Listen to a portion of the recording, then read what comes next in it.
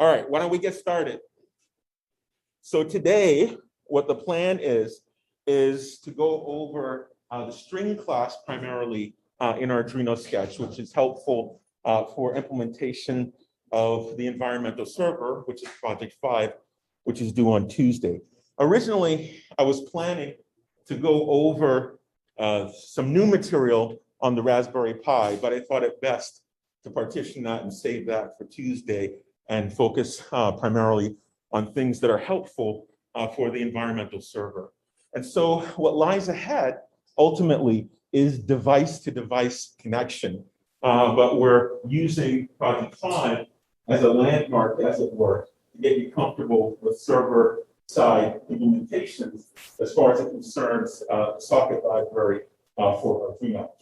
And then when we go to Raspberry Pi, we'll pivot for a little bit to Python and use the Python API on the Raspberry Pi, which is a more capable platform computationally to aggregate information from multiple sensors. Okay, but before we begin, administrative bits, of course, the reading for the Wi-Fi NINA library, as well as the networking examples. It's a beautiful, sunny, 70-degree day today, this afternoon. And so what I intend to do, this might be a little shorter, it might be longer, depending on questions, but you're free to use the balance of the morning session to start on your environmental web server. I will certainly be here. And then we'll use the afternoon session for the usual lab session for the build and for the test. Okay. We'll try to get you out maybe a little early so you can enjoy the 70-degree day. All right. Any questions? No questions? No? How's everybody doing? All right. So I'm a little bit sick when you have kids in elementary school. It's a petri dish of sorts. So today is brought to you by Sturbridge Coffee Roasters and Tylenol. But that being the case, credit to your colleague, Tyler, who found some APIs to make use of the other LED on the Arduino Uno Wi-Fi. And this LED bank is typically used by the Wi-Fi chipset to indicate certain aspects of status. And it's an RGB LED. And when you send it RGB levels through the analog I/O interface, it'll give you a color which is described by the mixture of the red component, the blue component, and the red component, the green component, and the blue component. And so you start out, you include the Wi-Fi driver from the utility subdirectory. It's a header file include. It's there in the Arduino Uno Wi-Fi library. And then, and this is really important, you have to give it the naming Wi-Fi driver, right? Because you have pin mode in the Arduino library, but this is pin mode from that global namescope. And that particular pin mode will set pin modes as defined by the Wi-Fi driver library. And pins number 26, 25, 26, and 27 are for the green, red, and blue, or red, green, blue, comment is a lot, components to give you that mixture which will define colors. Okay. And then when you do an analog write, again, from that Wi-Fi driver namespace, it'll define the amount or the saturation of each color component, which will result ultimately in a color. Any questions about this? No questions? And so if you want a bigger LED, and I'll show you an example, one cute example that you could use is to flash this big LED different colors. And so did a little tinkering based on some information from the URL defined below. And so with this, we start out with some defines and some variables that I use later on. But essentially in your setup routine, your setup entry point, you're configuring those particular pins for the LED in the Wi-Fi driver library to be output, because you're going to be setting values which will light this thing up, a mixture of red, green, and blue, to dial up a color. And then in this case, in the loop, I randomize. So I pick a random number in the range between 1 and 3. And for random, when you give it a range, it's exclusive of upper boundary. And this will generate a random integer. I call red 1, green 2, blue 3, and I randomly select a color. And the mixture will be an intensity of full saturation for the red component, or full saturation for the green, or full saturation for the blue. And then at the end, we do the analog rights for the red, green, and blue. So these mixtures are the singular, full red, full green, full blue. And then I do a delay, and you see the LED randomly change colors. And so I'll show you a little bit of a demo of that, but I just decided to do something a little bit different and combine that with what comes next. And this is just a refresher about the web server implementation that I showed last time when I demoed some of the server-side APIs. Okay, any questions about this? No questions? I don't even know if I'm recording. Yes, I am recording. No questions? That makes sense? Yeah? All right. And so where we last left off, we talked about the gadget network and posited, educated guess, about the structure of the network. Certainly there's a partitioning between the wired and the wireless network, and certainly we have a VPN. But at the end of the day, in truth, there's a lot that we don't know about the network architecture for the campus. Those conversations are ongoing. But nonetheless, as we had discussed, when you connect your Arduino board, and later in the semester, the Raspberry Pi, you're going to connect it rather to the gadget network, which is wireless. Has anyone tried this from the dormitories? If you live in the dormitories or in the library, primarily in this building? No, not in this building? Has anyone tried it from home on their own network? No? Has anyone tried it? Okay. And so, all right.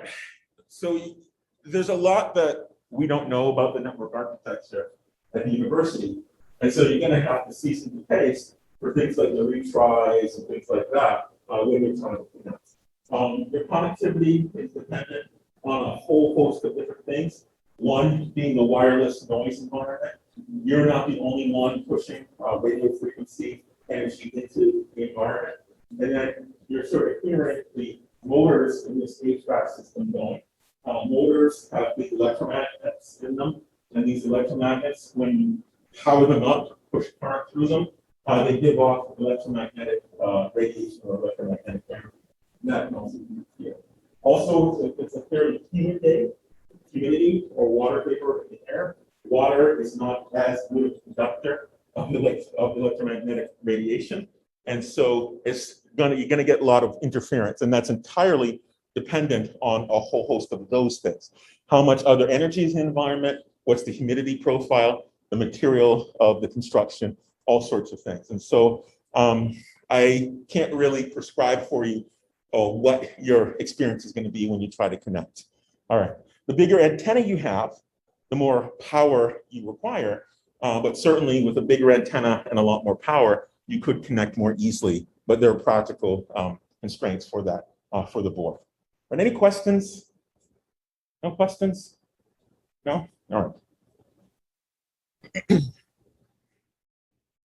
And so we talked in our HTTP example, and I'm only going to talk to jar memory about print web, which is sort of the business end, so to speak, of our basic web server. And when we had a server socket, we bound it to port 80 because that's the HTTP port for the server side. And then we started listening for incoming connections.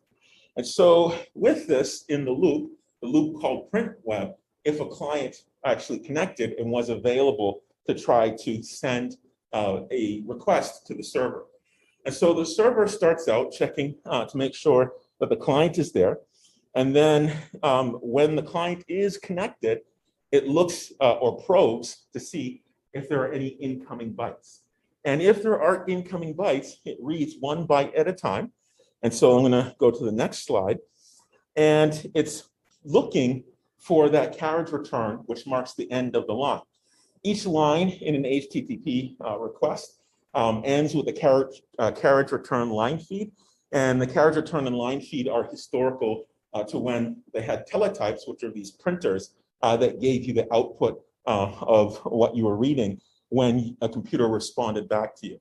And so that was kept even though we went to CRTs, cathode ray tubes, and then LCD monitors. But that being the case, you can think of the carriage return \r as ending the command and the line feed as ending the line. And so it keeps going, looking for anything that's not the carriage return. So it's looking for all the text for that particular line for that request, and each line has meaning in the GET request. And so here on line 161, it says current line gets current line plus that character.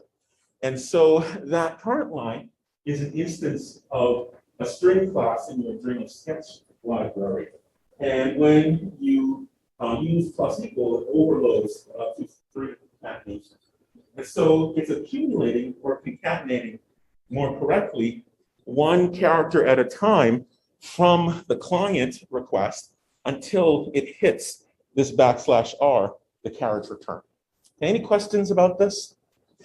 No? All right. So now when it does that, okay, it looks to see if that particular line has a URL suffix, because that URL suffix is going to appear in the resource name, and I'll give you a schema for that in a slide or two from here. It's going to appear in the resource name as part of the URL field in the HTTP GET request. But it comes back up, and once it exhausts all of those characters in that particular line, after it gets the \r, it stops accumulating, and then it looks for the line feed, the \n. Now, once it hits this \n here, line 135 is checking, it wants to know, okay, well, do I have any more characters? Yes or no? If I do have more characters, well, I'm going to go ahead and I'm going to truncate the line. And it says current line equals empty string on line 157. So it looks for all of the characters on that line up to the carriage return. And then it checks to see if that URL suffix is contained. And if it's not contained, it goes ahead and truncates the line such that when it sees that new line, after it sees the new line, truncates it, and then it sees a new line, and then it goes ahead and composes that response back to the HTTP client, back to the requesting browser. And so here in this block, inside of this clause for the if statement between 139 and 154, you can see it composing the well-defined HTTP response. And so here on lines 142 through 144, we see a client.println. And we said before from our description of the server-side APIs, when you do a print line, it's formatted printed, it uses that interface to send response back to the client through that client software. Any questions about this? That make sense? Okay. So you have to really put yourself in the posture of the two entities that interact, the client and the server. And so with this, you imagine you're the server, and through this client reference, you have a connection back to the client who is sending the data.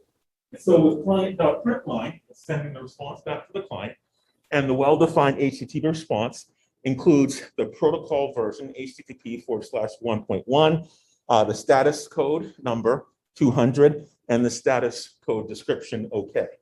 And then it has an optional number of meta information, the header lines, that I can send along with this response line. And so in this case, it gives it the content type, it says it's text, and it contains HTML. And we give a new line, and then we follow that with the data that is the web page itself that's rendered by the browser. And this is what I alluded to when I posted on the Slack channel. I said it's not a well-formed web page. This particular content on line 147 and 148 just contains the two hyperreferences. Now, most browsers these days are very forgiving, but if you have a specialized device browser or mobile browser, it might not be very forgiving. And so you really want to have correctly formed web pages, namely have the beginning HTML tag, the end HTML tag, the beginning body tag, the ending body tag. And within that, you would place the content, which in this case are the two hyperlinks. Any questions about this? And so will it work with most browsers? Yeah, it will work with most general purpose operating system browsers.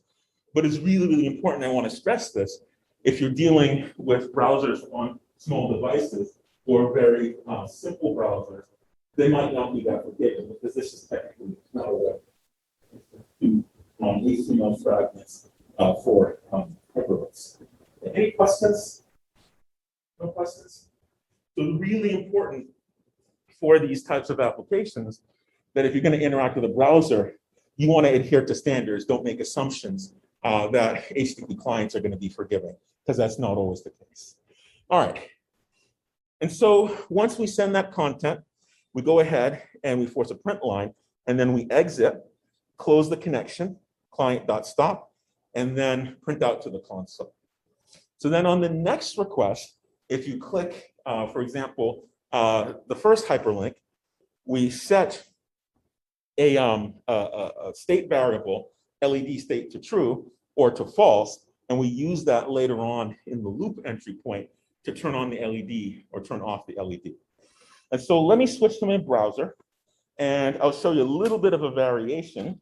I won't show you the code because I don't want to show you my password, but I'll show you a variation of this that uses that big LED that I talked about. And just for giggles, I thought, all right, well, why don't we add not just turning the LED on and turning it off, let's add another hyperlink that's going to trigger the randomized colors for red, green, and blue using that Wi-Fi chipset LED. All right, so I just plugged it in, and let me go ahead and I should look at its status. Hopefully this doesn't bring up the wrong code sketch that I wasn't preparing to show you. Oh, okay, good. So let me bring up the serial monitor.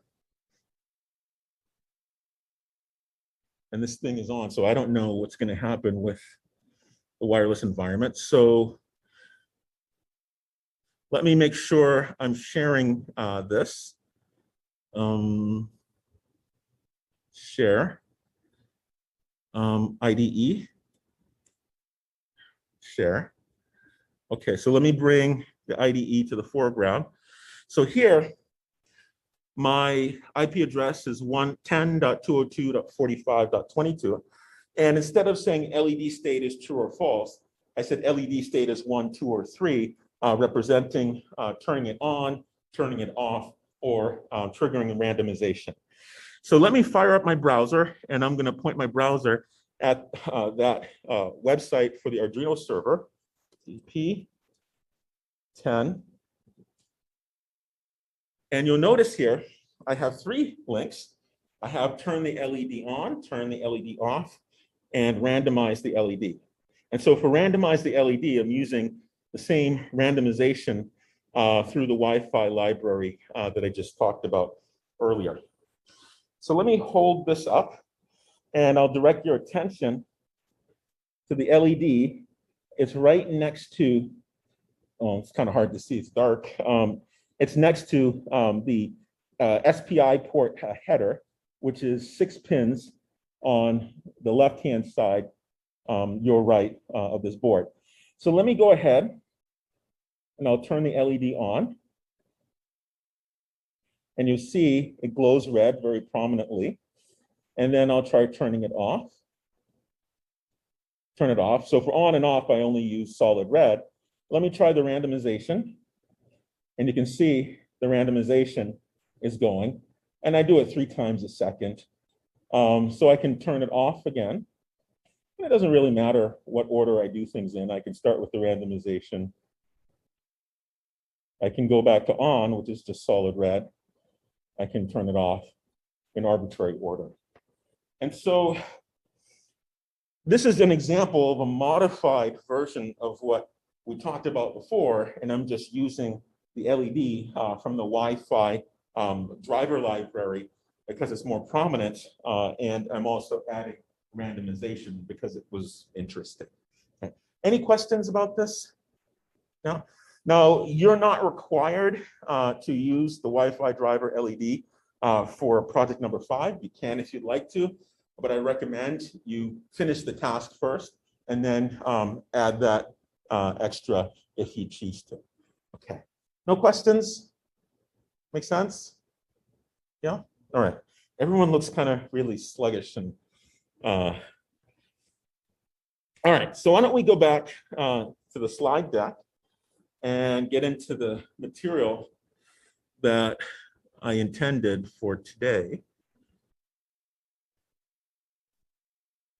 Okay, and so we talked about the HTTP request message, and it's on purpose text, and it's very simple, and it consists of a number of parts, the request line, and then we have an optional set of header lines.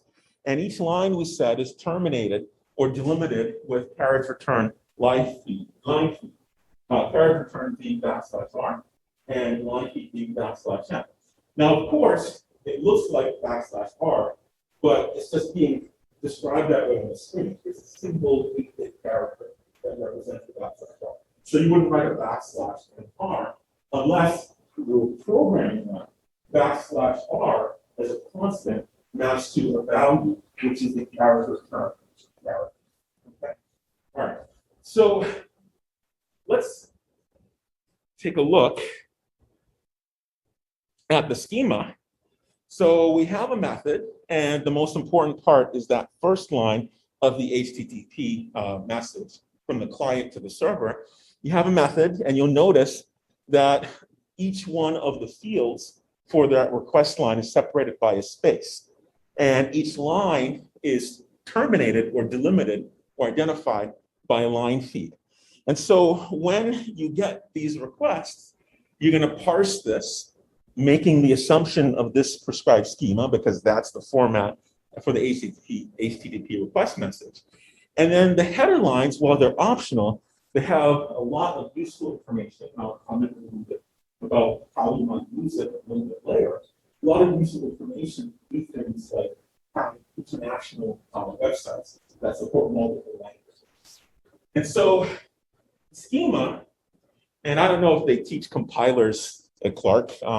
It's a very interesting course to take. It's sort of automata theory brought to life. When you're parsing this, you're going to start out and you're going to get each line, you being the server, from the client.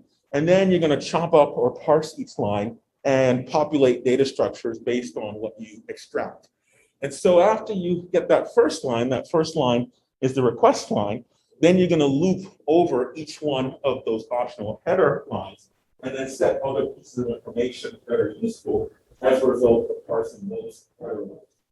But this idea of parsing, right, if we look at the first part, this get request, we have an operation. It could be get, it could be something else. And then we have space delimiters marking each one of the tokens, if you will, or meaningful symbols that are in each line. And so that second token is our resource, and that is technically a URL, which is what the format prescribes. And that URL can either identify a file system, a path, or a path for a file. And that file could be a movie file, it could be an HTML file, it could be a cascaded style sheet, it could be all sorts of things. And then we have the protocol number, and that's important because the server needs to know what the client is assuming the server is capable of. And so when you say HTTP/1.1, the client says, hey, this is the version of the protocol I understand, and this is what I'm presuming you understand. Now, of course, these are backwards compatible. The difference typically lies in the opcodes or the operations that are supported. Any questions? No questions? No. All right. And so instead of trafficking in characters, it's really much more helpful to make your life easier to use the string class that's in Arduino Sketch. Now, string class isn't something that's specific to Arduino Sketch. It's a C++ ism, and Arduino Sketch is a subset of C++. Now, I stress that because it doesn't support all of C++. That's only some of C++. One of the things it supports is strings. And what string does is constructs an object that abstracts strings and string operations. Very, very helpful. It's particularly helpful when you want to convert numbers among different formats. And so you construct a string, and the string can be a constant character string, so a bunch of text that's sandwiched between double quotes, or it could be a single character constant, which would be a single character sandwiched between single quotes. Either one is acceptable to the string. Moreover, the string class can accept numbers. That's integers, floats, etc. And when you give it a number, it'll give you that string representation of that number, not its numerical value. That's really important to remember. When you give it a number, you can also specify a representation. So for example, if you gave string class the number or the integer 255, and you specify a format of text, it's going to write that as FF, which is 255 in this text. So it's also very useful when you're doing conversions to use a string class. That's all implemented in the APIs for you. Then we also have floating point numbers. You can specify with a string representation how much decimal place precision you desire. And so in that last example on the bottom, we have string of 3.14159, a few digits of pi. And if you give a 3 as a second parameter, it's only going to give you those first 3 decimal places, 3.141. Okay. Any questions? That makes sense? So that's just string representation. But one of the things that are useful, especially on your server-side implementation, when you're trying to parse apart all these different fields within the HTTP GET request being server, you want to use things like substring. And the semantics of substring, there are 2 different versions, the single parameter and the 2-parameter version. With a single parameter, you give it a from, and what substring returns is some substring within the original string reference on which you call that substring method. And so when you say substring from, it will give you the substring from that position specified as integer from to the end of the string, right? When you give it the 2-parameter version, you specify the starting place where you're going to define that substring, and then you're going to give it the end, and the end is exclusive. So if you want that end to be in there, you have to go to the next character in position, right? That's important to remember. And then it's also important because sketch is a subset of C++. In C++, strings start with a 0-based index. And so the first position in that string is position 0. The second one is position 1. All right. Any questions? No questions? All right. And so some examples, suppose you have a string literal, hello world, that's acceptable as a string. You can do that static initialization. It's a constant. It's immutable. And then if we said substring from 6th position, that's 0, 1, 2, 3, 4, 5, 6.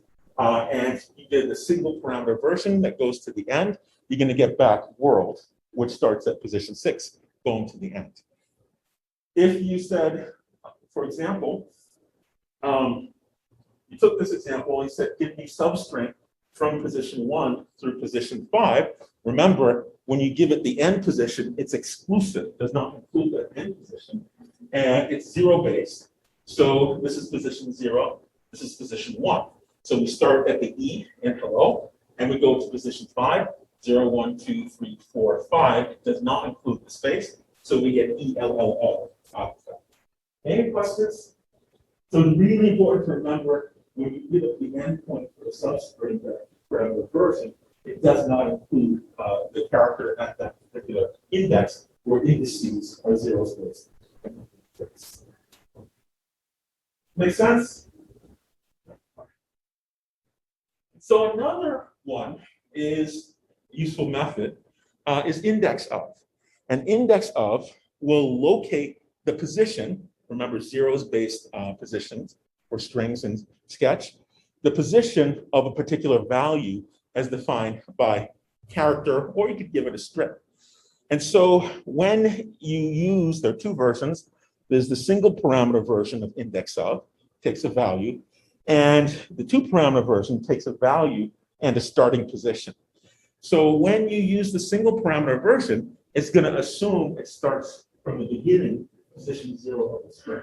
And you're asking your string class, what is the position in the string for that particular value starting from the beginning?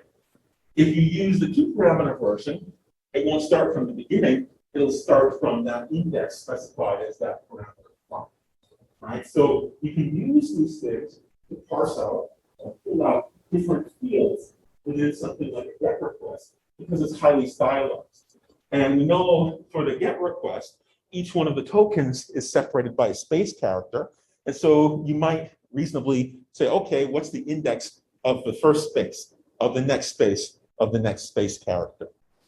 And so in an example, we have hello there world, and these are each separated by a space character. And if we were to say, what is the index of the first space character? I'm using the single parameter version, so it's going to assume starting from the beginning, and it's going to give me this position related to that space. And we could call that the end point of the first word or token in this particular string. And then if we know that there's a space separating everything, if I want the beginning of the second word, that's just the index of the first word plus 1, because the index of the first word is here, the space, and the second word is right after that in its position, assuming zero-based indexing. Any questions? No, no questions? All right. So then we can take our second word, and we want to know where the end of the second word is. Well, if we know where the beginning is, we can search for the index of that space beginning from the second word. So we use the two parameter version, index of, space, starting at the second word, and we're assuming we're using that reference for the string. Let that out because I ran out of slides. So we can similarly, knowing that they're separated by space, get the beginning of the third word, and then extract all of these words as tokens using substring, which we have to learn. And so you can absolutely take a GET request, chop up the pieces, we know what the schema is for the GET request. You can identify with specificity each one of the tokens, namely the operation, the URL for the resource, as well as the protocol version. Any questions? No questions? Next slide. So I've sort of high level listed out an algorithm, bulleted. There's our GET request, a typical GET request. You find the index of the space delimiters. We know there's a space between the GET, the URL, and the protocol version. And then we also know the sequence of strings is terminated by a character term \r. And we also know that the line is terminated by a line \n. So minimally, we have everything we need with index of and substring that we can use to pull out all of these fields within the GET request and then do something with them. So we find the index of the space delimiters, delimiter meaning to separate various things of interest. We identify which one is the first word, the second word, and the third word, namely the operation, the resource, and the protocol version. We can also identify the line terminator, \r for the tokens, \n for the line. And then we can perform operations on each one of these items based on the word. Any questions? So now, what might we do with this? Suppose we wanted to have an Arduino server that supported, like Project 5, the temperature and humidity message in two different languages, say English and Spanish. So imagine then we parse the header line. Well, we know the header line is highly stylized. We look for the colon, which separates the name from the value. So you can think of the header line as what's called a name value pair. Some value or variable or name is equal to some value. And so we can absolutely parse this. We know that they're delimited or separated by a colon and a space. And we can certainly use subscript index of define these pieces.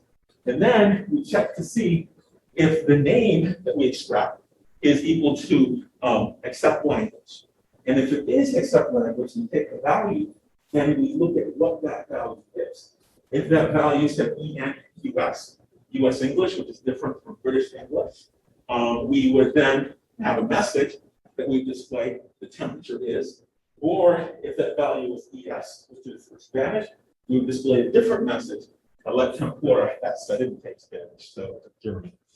And with that, you can have a multilingual system, and you could have a user connect to it from a browser that has been configured on a machine that has been localized to one of the host. So you can literally implement your Arduino environmental sensor to support multilingual clients. Any questions about this? And so one of the things you could do, which is interesting, is if you knew a certain locale, use Celsius, and another one use Fahrenheit, you could adapt how you compute your temperature based on the locale. And that's another usage you could have for the accept language. So the header lines are pretty important. They describe meta information about the client and the server. They're not required, but they're immensely useful. Any questions? Questions? It's going to go really fast. And so using index of and substring absolutely work, but there are a lot more moving parts that you have to manage in order to do that.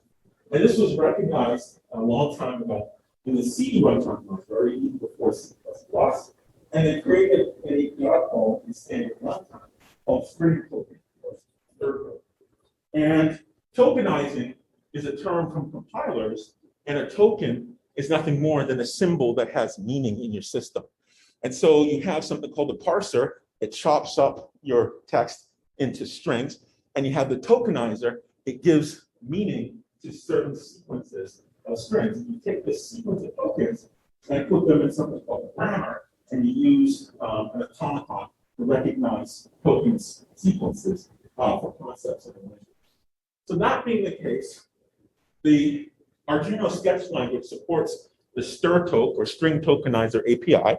It returns back a character string, and it takes two parameters. One is a character string, and that's the original string that you want to tokenize or chop up into tokens. And it also takes a constant char star string, and that's your set of delimiters. Now, it's not just a single delimiter. That's why string tokenizer is immensely useful. It doesn't just take a single delimiter. It takes a string of delimiters. And so going back to our example of the GET request, we have different types of delimiters. We have spaces that separate the operation from the URL resource from the protocol version. But then we also have \r character turn that separates the characters from the end of the line, and then new line that separates one line from the next line. And so it would be kind of nice if we're going to break apart our string to pull up the pieces to be able to say, don't just pay attention to spaces, pay attention to all of these ways of breaking apart this sequence of characters into meaningful GET requests. And so string tokenizer breaks the string into tokens, and it's determined by a set of character delimiters as to when one token begins and one token ends. It's all of these delimiters at the same time. And so underneath the covers, if you look in the C or C++ runtime library about how this works, you give it a string, and what it does is everywhere it sees one of these tokens, in the case of a GET request, it would be space, \r and \n, everywhere in the original string where it sees these delimiters, it's going to place a 0 or a null.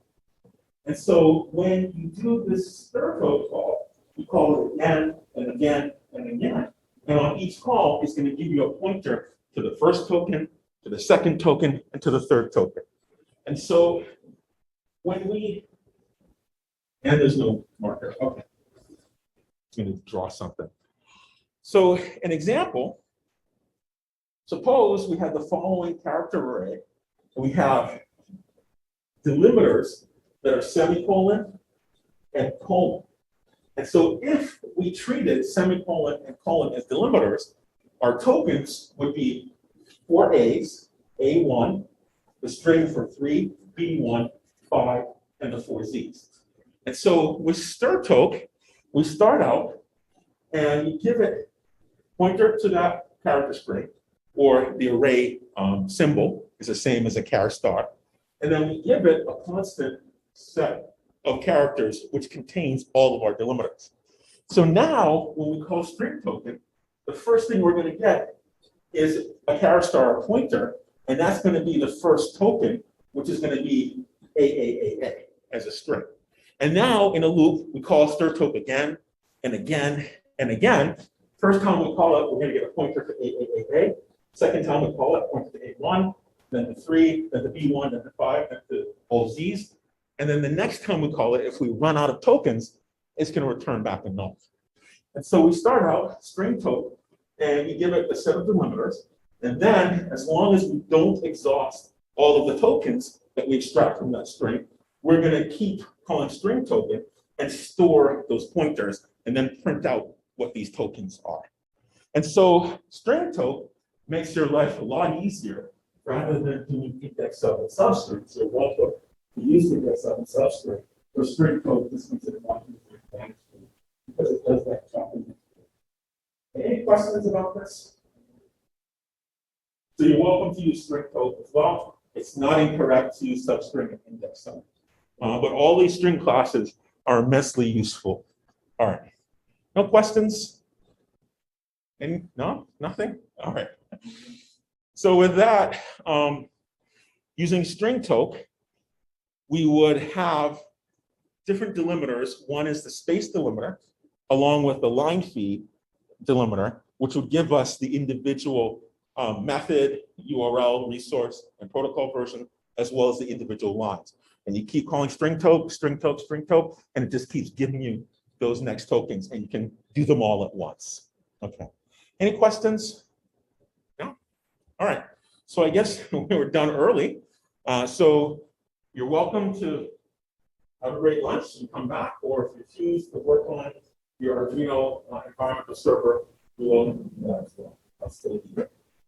So with that, we will end here. I'll stop the recording.